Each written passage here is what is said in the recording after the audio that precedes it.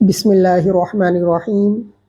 آج کا ہمارا موضوع ہے پارہ نمبر 20 کا خلاصہ، قدرت باری تعالیٰ کے دلائل سے مشرکین کی تردید۔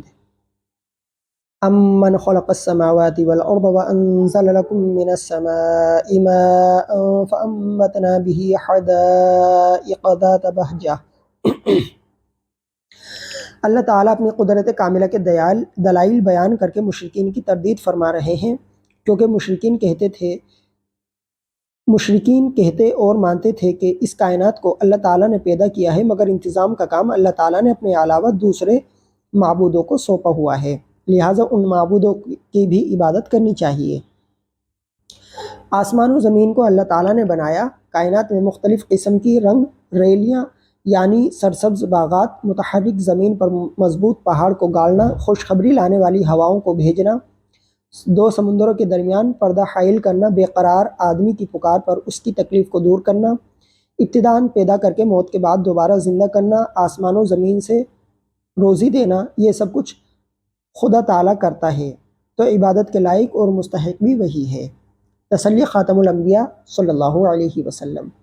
انک لا تسمع الموتى ولا تسمع الصم الدعاء اذا ولوا مدبرین۔ رسول اللہ صلی اللہ علیہ وسلم کی مسلسل دعوت سے کفار نہ مانتے تو آپ غمزدہ ہوتے تھے۔ اللہ تعالیٰ نے اپنے پیغمبر کو تسلی دی کہ اے پیغمبر، ان کو سنانا آپ کے ذمہ ہے، آپ سنا سکتے ہیں، لیکن منوانا آپ کے بس میں نہیں ہے، اس لیے ان کے نہ ماننے پر آپ رنجیدہ خاطر نہ ہوا کریں۔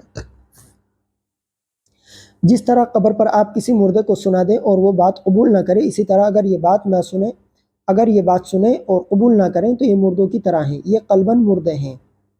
اس آیت میں زندہ کفار کو مردوں اور بہروں کے ساتھ عدم انتفاع میں تشبیہ دی ہے، لہٰذا اس آیت میں عدم سماع موتا کا کوئی واسطہ اور تعلق نہیں ہے۔ علامت قیامت، دابۃ الارض کا نکلنا۔ وَإِذَا وَقَعَ الْقَوْلُ عَلَيْهِمْ أَخْرَجْنَا لَهُمْ دَابَّةً مِّنَ الْأَرْضِ تُكَلِّمُهُمْ أَنَّ النَّاسَ كَانُوا بِآيَاتِنَا لَا يُوقِنُونَ۔ اور جب ہماری بات پوری ہونے کا وقت ان لوگوں کے پاس آ پہنچے گا، یعنی قیامت قریب ہوگی، تو ہم ان کے لیے زمین سے ایک جانور نکالیں گے جو ان سے بات کرے گا۔ آخری علامات قیامت میں سے ایک علامت یہ ہے کہ اللہ تعالیٰ ایک عجیب الخلقت جانور کو زمین سے پیدا فرمائیں گے جو لوگوں سے بات کرے گا۔ سورۃ القصص۔ اس صورت میں نبی اکرم صلی اللہ علیہ وسلم کی رسالت کا بیان ہے اور آپ کی رسالت پر ہونے والے اعتراضات کے جوابات دیے گئے ہیں۔ سورت کے آغاز سے لے کر آیت نمبر 43 تک حضرت موسیٰ علیہ السلام کا واقعہ بیان کیا گیا ہے۔ حضرت موسیٰ علیہ السلام کا قصہ۔ نتلو علیک من نبأ موسیٰ وفرعون بالحق لقوم یؤمنون۔ یہاں حضرت موسیٰ علیہ السلام کے بالکل ابتدائی حالات و واقعات بیان ہو رہے ہیں۔ فرعون کو کسی نجومی نے کہہ دیا تھا کہ بنی اسرائیل میں ایک بچہ پیدا ہوگا جو تمہاری سلطنت کے لیے خطرہ ہوگا، اسی لیے فرعون نے بچوں کا قتل کا حکم دیا تھا۔ موسیٰ کی طرف پیغام خداوندی۔ وَأَوْحَيْنَا إِلَىٰ أُمِّ مُوسَىٰ أَنْ أَرْضِعِيهِ فَإِذَا خِفْتِ عَلَيْهِ فَأَلْقِيهِ فِي الْيَمِّ وَلَا تَخَافِي وَلَا تَحْزَنِي۔ اللہ تعالیٰ نے حضرت موسیٰ علیہ السلام کی والدہ کے دل میں ڈالا کہ جب تمہارا بچہ پیدا ہو جائے تو اسے دودھ پلاتی رہنا، جب کوئی خطرہ محسوس ہو تو اس بچے کو دریا میں ڈال دینا اور ڈرنا مت، نہ ہی غمگین ہونا، ہم اس بچے کو تمہارے پاس ضرور پہنچائیں گے اور اسے رسول بنائیں گے۔ اللہ تعالیٰ نے یہ تسلی دی موسیٰ علیہ السلام کی والدہ کو کہ آپ کا بچہ آپ کی گود میں پلے گا، اس سے آپ کی آنکھیں ٹھنڈی ہوں گی، یہ قتل نہیں ہوگا۔ چنانچہ والدہ نے صندوق میں رکھ کر دریا میں ڈال دیا۔ صندوق بہتا ہوا فرعون کے محل کے پاس پہنچ گیا۔ فرعون کے لوگوں نے اسے اٹھا کر فرعون کے پاس پہنچا دیا۔ فرعون کی بیوی آسیہ نے اسے آمادہ کر لیا کہ اسے ہم اپنا بیٹا بنا کر پالتے ہیں۔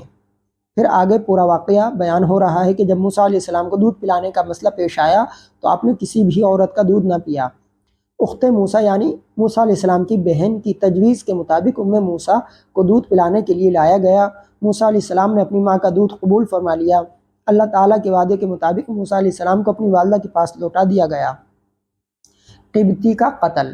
ودخل المدینۃ علی حین غفلۃ من اہلہا فوجد فیہا رجلین یقتتلان ھذا من شیعتہ وھذا من عدوہ۔ ایک قبطی اور اسرائیلی کا جھگڑا ہو رہا تھا تو اسرائیلی نے موسیٰ علیہ السلام سے مدد طلب کی۔ موسیٰ علیہ السلام نے اسرائیلی کو قبطی کے ظلم سے بچانے کے لیے قبطی کو ایک مکہ مارا اور وہ تاب نہ لا سکا اور مر گیا۔ دوسرے دن وہ کسی اور سے لڑ رہا تھا، اس نے پھر موسیٰ علیہ السلام کو مدد کے لیے بلایا تو موسیٰ علیہ السلام نے کہا تم ہی شریر لگتے ہو۔ پھر جب موسیٰ علیہ السلام نے ان کی مدد کے لیے انہیں پکڑنا چاہا تو الٹا انہیں کہا کہ اے موسیٰ، کیا تم مجھے بھی قتل کرنا چاہتے ہو جیسے کل تم نے ایک آدمی کو قتل کر دیا تھا؟ خیر خواہ کی آمد۔ وجاء رجل من اقصى المدينة يسعى قال يا موسى ان الملأ يأتمرون بك ليقتلوك فاخرج اني لك من الناصحين۔ ایک شخص شہر کے دور دراز علاقے سے دوڑتا ہوا موسیٰ علیہ السلام کے خدمت میں آیا کہ اے موسیٰ، سردار لوگ آپ کے قتل کے مشورے کر رہے ہیں، کہیں وہ آپ کو قتل نہ کر دیں، میں آپ کا خیر خواہ ہوں، لہٰذا آپ یہاں سے کہیں اور چلے جائیں۔ مدین کی طرف روانگی۔ ولما ورد ماء مدين وجد عليه أمة من الناس يسقون ووجد من دونهم امرأتين تذودان۔ اس خیر خواہ کے کہنے پر آپ علیہ السلام مدین، جو کہ حضرت شعیب علیہ السلام کی بستی تھی، کی طرف چل پڑے اور فرمایا امید ہے کہ میرا پروردگار مجھے سیدھے راستے پر ڈال دے گا۔ جب وہ مدین کے کنویں کے پاس پہنچے تو دیکھا کہ لوگ اپنے اپنے جانوروں کو پانی پلا رہے ہیں اور دو عورتیں ہیں جنہوں نے اپنے جانوروں کو روکا ہوا ہے۔ موسیٰ علیہ السلام نے ان کے جانوروں کو پانی پلا دیا۔ انہوں نے جا کر اپنے گھر اپنے والد حضرت شعیب علیہ السلام کو پورا واقعہ سنایا۔ حضرت شعیب علیہ السلام کی دعوت۔ فجاءته احداهما تمشي على استحياء۔ حضرت شعیب علیہ السلام نے اپنی بیٹی کے کہنے پر موسیٰ علیہ السلام کو اپنے پاس بلوا لیا اور تسلی دی کہ آپ خوف نہ کریں کیونکہ آپ ظالم لوگوں سے بچ آئے ہیں۔ ایک بیٹی نے درخواست کی کہ ابا جانا آپ انہیں اجرت پر رکھ لیں کیونکہ بہترین اجیر وہ ہے جو طاقتور بھی ہو اور امانت دار بھی ہو۔ یہ دونوں صفات حضرت موسیٰ علیہ السلام میں دیکھ چکی تھیں۔ معاہدہ اور نکاح کی پیشکش۔ قال انی اريد ان انکحک احدی ابنتی ہاتین۔ حضرت شعیب علیہ السلام نے از خود پیشکش کی کہ میں ان دو لڑکیوں میں سے ایک سے آپ کا نکاح کر دوں گا، لیکن شرط یہ ہے کہ آپ 8 سال تک میرے پاس کام کریں گے، اور اگر آپ 10 سال پورے کریں تو یہ آپ کا معاملہ ہے، ہماری طرف سے آپ کو مجبور نہ کیا جائے گا۔ موسیٰ علیہ السلام نے دونوں باتوں نکاح معاہدہ اجرت کو قبول کر لیا اور فرمایا کہ دونوں مدتوں میں سے جو بھی میں پوری کروں، مجھ پر کوئی زبردستی نہیں۔ ہمارے معاشرے میں لڑکے والے لڑکی والوں سے جا کر رشتہ مانگتے ہیں اور اس چیز کو معاشرے میں لوگ عیب بھی نہیں سمجھتے، لیکن اگر کہیں کوئی لڑکی والا خود لڑکے والوں سے اپنی لڑکی دینے کی بات کرے تو لوگ معاشرے میں اسے عیب سمجھتے ہیں، حالانکہ شریعت کی روح سے دوسری صورت اختیار کرنے میں بھی کوئی عیب نہیں، بلکہ اگر کبھی نیک اور دیندار لڑکا مل جائے تو لڑکی والوں کے لیے ایسے لڑکے کو اپنا داماد بنانے کے لیے پہل کرنا مستحسن ہے، جیسا کہ حضرت شعیب علیہ السلام نے اپنی بیٹی کے نکاح کی موسیٰ علیہ السلام سے بات کی۔ موسیٰ علیہ السلام کی مصر واپسی اور عطائے نبوت۔ فلما قضى موسى الأجل وسار بأهله آنس من جانب الطور نارا قال لأهله امكثوا إني آنست نارا لعلي آتيكم منها بخبر۔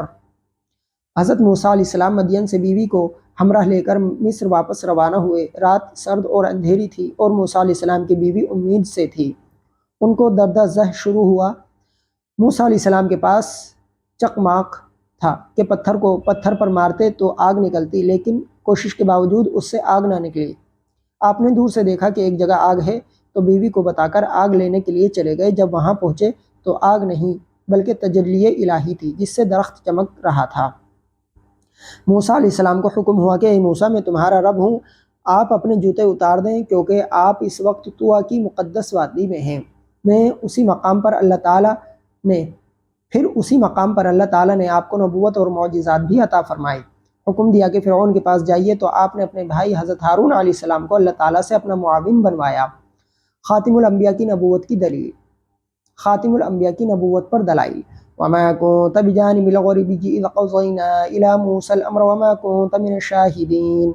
حضرت موسیٰ علیہ السلام کا تفصیلی واقعہ نبی کریم صلی اللہ علیہ وسلم بیان فرما رہے ہیں، اور جس مقام پر یہ واقعات یعنی کوہ طور کے مغربی جانب تورات کا دیا جانا، موسیٰ علیہ السلام کا عرصہ دراز تک مدین میں رہنا، مدین سے واپسی پر نبوت کا ملنا پیش آئے ہیں۔ وہاں پر نبی کریم صلی اللہ علیہ وسلم موجود نہیں تھے، لیکن آپ پھر بھی من وعن تفصیل کے ساتھ بیان فرما رہے ہیں۔ یہ اس بات کی دلیل ہے کہ آپ کو وحی الہی کے ذریعے بتائے گئے ہیں، اور یہ اس بات کی بھی دلیل ہے کہ آپ صلی اللہ علیہ وسلم اللہ تعالیٰ کے نبی ہیں۔ دوہرا اجر، اولئک یؤتون اجرهم مرتين بما صبروا ويدرؤون بالحسنة السیئة ومما رزقناهم ينفقون۔ اہل کتاب میں سے وہ لوگ جو پہلے اپنے نبیوں اور ان کی کتابوں پر ایمان لائے، پھر نبی اکرم صلی اللہ علیہ وسلم اور قرآن کریم پر ایمان لائے، ان اہل کتاب کے متعلق قرآن کریم کہتا ہے کہ ان کو دوہرا اجر ملے گا، کیونکہ اپنا مذہب دین موسوی، دین عیسوی چھوڑ کر دوسرا مذہب اسلام اختیار کرنے اور پھر اپنے لوگوں کی تکلیف دہ باتیں سن کر صبر کرنے پر اللہ تعالیٰ دوہرا اجر عطا فرمائیں گے۔ مختار کل صرف اللہ تعالیٰ ہیں۔ انک لا تہدی من احببت ولکن اللہ یہدی من یشاء وہو اعلم بالمہتدین۔ نبی اکرم صلی اللہ علیہ وسلم کے چچا ابو طالب کا آخری وقت تھا۔ آپ صلی اللہ علیہ وسلم نے کافی کوشش کی کہ وہ کلمہ پڑھ کر ہدایت پا جائیں، حتیٰ کہ آپ صلی اللہ علیہ وسلم نے فرمایا، اے چچا میرے کان میں کلمہ پڑھ لو، قیامت کے دن آپ کے ایمان کی گواہی دوں گا۔ لیکن ہدایت ان کے مقدر میں نہیں تھی، اور ہدایت دینے کا اختیار بھی صرف اللہ تعالیٰ کو ہے۔ اس لیے اللہ تعالیٰ نے یہ آیت نازل فرمائی کہ میرے محبوب آپ جس کو چاہیں ہدایت دینا چاہیں نہیں دے سکتے، بلکہ اللہ تعالیٰ جس کو چاہتا ہے اسے ہدایت عطا فرماتا ہے، اور اللہ ہدایت قبول کرنے والوں کو خوب جانتا ہے۔ قارون کا قصہ اور انجام۔ ان قارون کان من قوم موسیٰ فبغى علیہم وآتیناہ من الکنوز ما ان مفاتحہ لتنوء بالعصبۃ اولی القوہ۔ قارون بنی اسرائیل کا ایک شخص تھا۔ بعض روایت میں ہے کہ یہ موسیٰ علیہ السلام کے چچا کا بیٹا تھا۔ اس کے پاس مال اتنا زیادہ تھا کہ اس کے خزانے کی چابیاں اونٹ اٹھاتے تھے۔ یہ فرعون کا خاص آدمی تھا، اور بنی اسرائیل پر فرعون کی طرف سے نگراں مقرر تھا۔ جب بنی اسرائیل فرعون کے تسلط سے نکل آئے تھے تو یہ بھی بنی اسرائیل کے ساتھ آیا تھا۔ اسے اپنے سامان اور مال و جائیداد پر بہت ناز تھا۔ یہ اونٹوں پر مال لاد کر نکلتا اور فخر و تکبر کرتا تھا، اور کہتا تھا کہ میں نے اپنے فن سے مال کمایا ہے۔ پھر ایک وقت آیا کہ اللہ تعالیٰ نے قارون کو اس کے مال سمیت زمین میں دھسا دیا۔ وعدہ خداوندی، ان الذی فرض علیک القرآن لرادک الی معاد قل ربی اعلم من جاء بالہدی ومن هو فی ضلال مبین۔ رسول اکرم صلی اللہ علیہ وسلم مکہ مکرمہ سے مدینہ منورہ کی طرف ہجرت فرما کر چلے۔ جب مقام جحفہ پر پہنچے، جو مدینہ کے راستے کی مشہور منزل رابغ کے قریب ہے، اس وقت مکہ مکرمہ کے راستے پر نظر پڑی تو بیت اللہ اور وطن یاد آیا۔ اسی وقت جبرائیل امین یہ آیت لے کر نازل ہوئے کہ اللہ تعالیٰ کے نبی جس اللہ تعالیٰ نے آپ پر قرآن کریم نازل کیا ہے وہ آپ کو مکہ دوبارہ لائے گا۔ اس آیت میں آپ صلی اللہ علیہ وسلم کو تسلی دی ہے اور وعدہ فرمایا کہ ایک وقت آئے گا کہ آپ مکہ مکرمہ میں فاتح بن کر داخل ہوں گے۔ چنانچہ آپ صلی اللہ علیہ وسلم 8 ہجری میں فاتح بن کر اپنے آبائی وطن مکہ المکرمہ میں داخل ہوئے، اور یوں وعدہ خداوندی پورا ہوا۔ سورۃ العنکبوت۔ اس سورت میں مکڑی کا ذکر کر کے مشرکین کو مکڑی کے ساتھ تشبیہ دی ہے کہ جیسے وہ کمزور گھر بنا کر اس پر بھروسہ کرتی ہے، اسی طرح مشرکین بھی غیر اللہ پر بھروسہ کرتے ہیں۔ اسی وجہ سے اس سورت کا نام عنکبوت رکھا گیا ہے۔ یہ سورت مکی ہے۔ دیگر مکی صورتوں کی طرح اس میں بھی توحید، رسالت اور قیامت کے دلائل بیان کیے گئے ہیں۔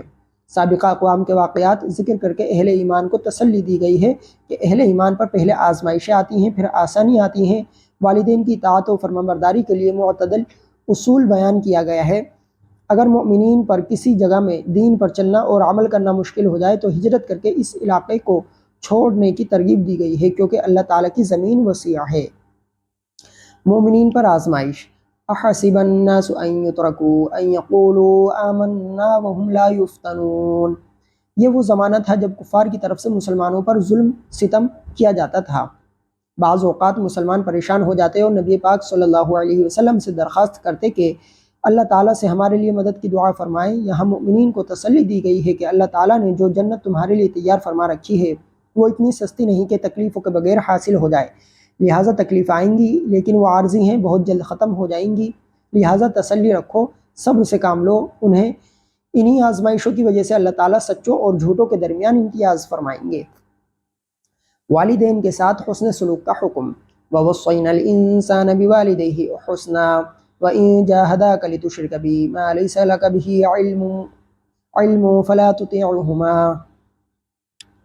دین اسلام کے ابتدائی زمانے میں ایسا بھی ہوا کہ اولاد اسلام لے آتی لیکن والدین کفر پر بضد رہتے اور اپنی اولاد کو واپس کفر اختیار کرنے پر مجبور کرتے۔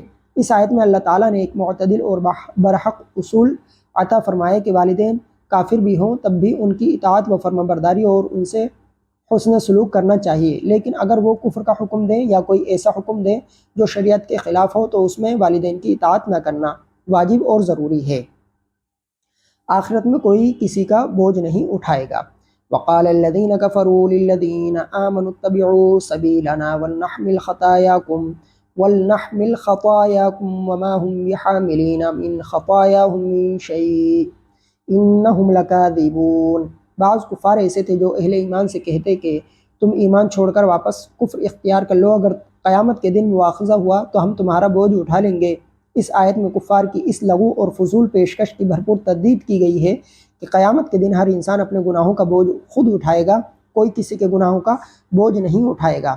حضرت نوح علیہ السلام کا قصہ۔ وَلَقَدْ أَرْسَلْنَا نُوحًا إِلَىٰ قَوْمِهِ فَلَبِثَ فِيهِمْ أَلْفَ سَنَةٍ إِلَّا 50 عَامًا فَأَخَذَهُمُ الطُّوفَانُ وَهُمْ ظَالِمُونَ۔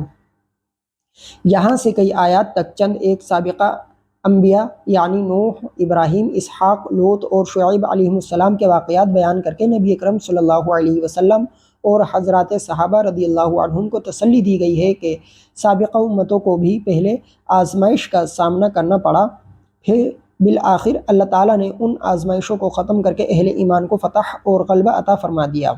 سابقہ امتوں کا انجام۔